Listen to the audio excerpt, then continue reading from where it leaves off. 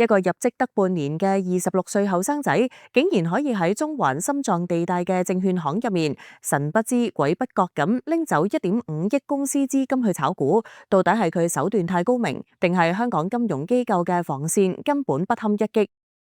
大家好，歡迎收睇土炮新聞台，我係主持 Heidi。今日我哋要同大家深入剖析一單震動整個中環金融圈嘅案件。大家都知道，中環係香港嘅心臟地帶，亦都係國際金融中心嘅核心。而今次事件嘅發生地點，正正就係位於中環德輔道中19號嘅環球大廈。喺呢棟大廈入面嘅一間證券公司，爆出咗一單極之誇張嘅內部員工懷疑監守自盜案。基於傳媒操守，目前呢間證券行嘅具體名稱並未被公開，但係案件嘅細節已經足夠令整個業界震驚。案中嘅核心人物有2個，第一位係涉嫌犯案嘅男子。佢姓袁，今年得26歲，佢喺呢間證券行擔任投資經理，或者叫投資交易員。事發嘅時候，佢入職只係大約半年。第二位係報案人，佢係公司一名36歲姓黃嘅女董事。呢位女董事喺公司進行內部審計嘅時候，揭發咗呢個驚天大秘密，最後決定報警。到底呢位26歲嘅投資經理做咗啲乜嘢呢？根據警方初步調查同埋傳媒引述嘅消息，成個案情嘅時間線係咁噶，由今年嘅1月9日開始，一直去到7月20日，即係足足長達大約半年嘅時間入面，呢位姓袁嘅經理涉嫌喺完全未經公司授權同埋同意嘅情況之下，擅自使用公司自身嘅戶口同埋資產，多次進行大額嘅股票投資交易。簡單講，即係懷疑佢穿櫃桶底，攞公司嘅錢去博弈，但係投資市場從來都冇必勝嘅。由於佢其後買入嘅相關股票價格大跌，呢啲未經授權嘅投資最終錄得超級巨額嘅虧損。各大媒體一致報道，今次事件令到公司損失嘅金額高達大約1.5億港元。1.5億對於任何一間非大型金融機構嚟講，絕對係一個災難級嘅數字。最令人難以置信嘅係，呢個財務黑洞竟然隱瞞咗半年。直到7月20日，公司進行常規嘅內部審計同埋查賬過程當中，先至終於發現呢個問題。36歲嘅黃姓女董事喺得知情況之後，判斷事態非常嚴重，懷疑有員工監守自盜，於是喺當晚決定報警處理。警方喺7月20日晚上大約9時53分接獲報案，警員去到現場之後，起初係將案件暫時列為求警調查去跟進，但係經過深入調查之後，發現案情嚴重，性質升級，警方最終改以盜竊罪名去跟進，並且正式拘捕咗呢名26歲嘅姓袁男經理。案件目前已經交由中區警區刑事調查隊第1隊接手調查。截至目前為止，案件仍然處於警方調查階段，未進入司法程序，亦都未有關於涉案公司內部監管細節或者證監會係咪已經介入嘅進一步公開資訊。但係呢單案已經引發咗市場極大嘅關注。其實類似呢種金融從業員監守自盜或者叫做金融內鬼嘅案件，喺香港並唔係第一次發生。過往有多宗案件都赤裸裸咁揭示咗金融行業內部監控嘅脆弱性。我哋整理咗4宗已經判決或者有清晰司法結果嘅標誌性案例，等大家可以對比一下。第一單案例可以稱之為香港史上最長嘅違信案，事發喺東亞銀行，一名分行經理利用佢嘅職權同埋客戶對佢嘅信任，由1997年一直去到2013年，足足長達16年嘅時間入面持續犯案。佢透過偽造銀行文件等手法，持續盜用咗7名客戶嘅存款。受害人包括屋苑嘅業主立案法團，佢自己嘅親友，甚至係同事，總金額高達6500萬港元。事件最終因為銀行內部調查先至被揭發。呢名被告喺高等法院承認11項盜竊同埋8項使用虛假文書罪。法官喺判刑嘅時候，直斥佢嘅行為嚴重違反誠信，長時間嘅犯案嚴重損害咗公眾對銀行嘅信心。最終佢被判處重刑，監禁10年。呢單案係長期監守自盜嘅極端例子，展示咗就算係大型銀行，如果個別人員權力過大，而且缺乏有效嘅輪調或者雙重複核機制，係絕對可以令到舞弊行為持續10幾年都冇人發現。第二單案例係一單為咗愛情而補倉嘅案件。事發喺大約2010年代，恒生銀行一名30歲嘅女客戶經理卓秀儀，因為佢男朋友投資失利，面臨巨額虧損，為咗幫男朋友補倉，佢竟然多次擅自挪用佢名下13名客戶嘅資金，總額超過1億港元。呢單案最引人注目嘅係，受害人入面有唔少名人，包括著名藝人邱淑貞。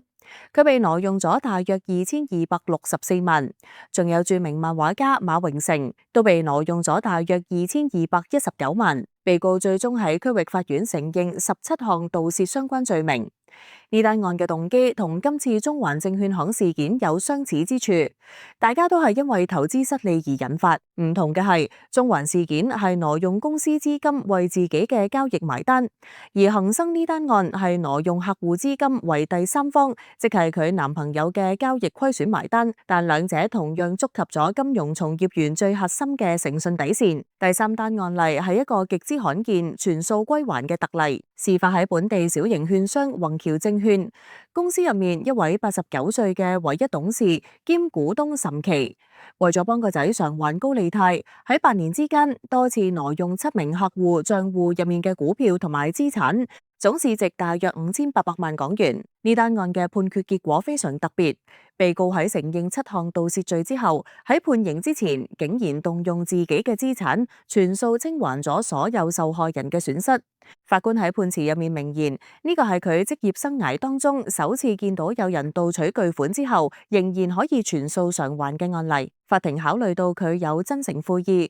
為武則強嘅犯案動機，受害人有撰文求情，加上佢年事已高，最終判處佢160小時社會服務令，免除咗牢獄之災。呢單案清楚展示咗喺司法層面，全額賠償可以成為一個極其重要嘅量刑考慮因素，亦都引發咗社會上對於有錢係咪可以買到減刑嘅討論。第四單案例係一單足以拖垮成間公司嘅嚴重案件。一名70幾歲嘅證券行女經紀，夥同另一名交收女文員，利用職位之便長期串謀，喺長達7年嘅時間入面，盜取包括親友在內多名客戶嘅股票，總值超過1.1億港元。佢哋透過偽造交易記錄等手法掩人耳目，犯案經過精心策劃。呢單案嘅舞弊行為，最終導致嗰間證券公司為咗向受影響嘅客戶作出賠償，需要動用大約1.56億元去回購股票。公司最終不堪重負，直接結業倒閉。兩名被告承認串謀偷竊同埋詐騙等罪名，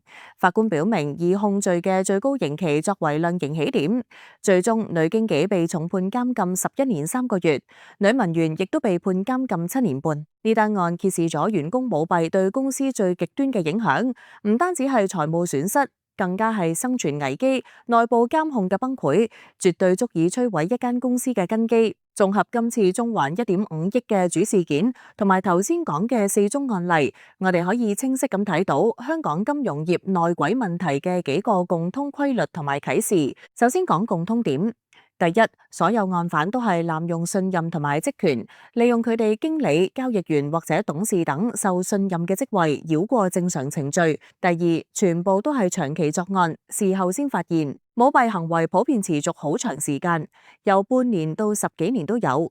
而且幾乎全部都唔係被即時風險監控系統發現，而係由事後審計、客戶投訴，甚至係公司倒閉先至揭發出嚟。第三，內部監控形同虛設，無論係大型銀行定係小型券商，都暴露出喺交易授權、雙重複核、定期對賬、高層監督等環節存在住致命嘅漏洞。跟住我哋睇下差異點。第一係挪用對象唔同。中環事件涉嫌挪用嘅係公司自有資金，主要損害股東利益；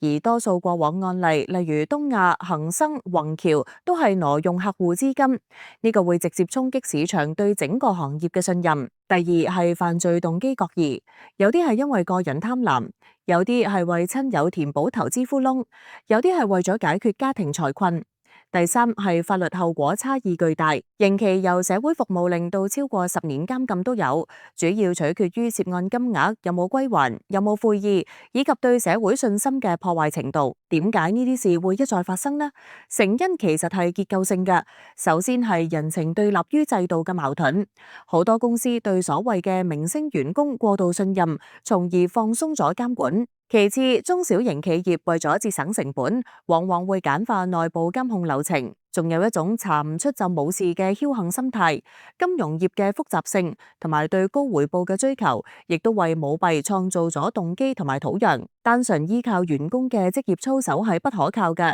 唯一有效嘅防線係建立一個唔信任任何單一個體、環環相扣，而且具備即時監察同埋獨立審計能力嘅強大內部監控制度。任何環節嘅鬆懈都可能成為下一個1.5億損失嘅開端。講到呢度，我哋必須要提出幾個尖銳嘅批評同埋質詢。第一，一個入職得半年嘅26歲細佬，竟然可以舞動1.5億資金，呢個唔係一個笑話，而係一單醜聞。事件最荒謬嘅地方在於，一個年僅26歲、入職得6個月嘅初級經理，竟然有權限或者拿到漏洞，可以持續半年動用上億資金而冇人知。呢個完全暴露咗該公司內部監控徹底崩潰，接近零管理嘅狀態。任何正規嘅金融機構對交易員嘅倉位限額、虧損限額、單筆交易授權額度都有極之嚴格嘅限制，並且由中後台部門獨立監察，根本冇可能累積到1.5億咁巨大嘅虧損先至被發現。有人可能會反駁話，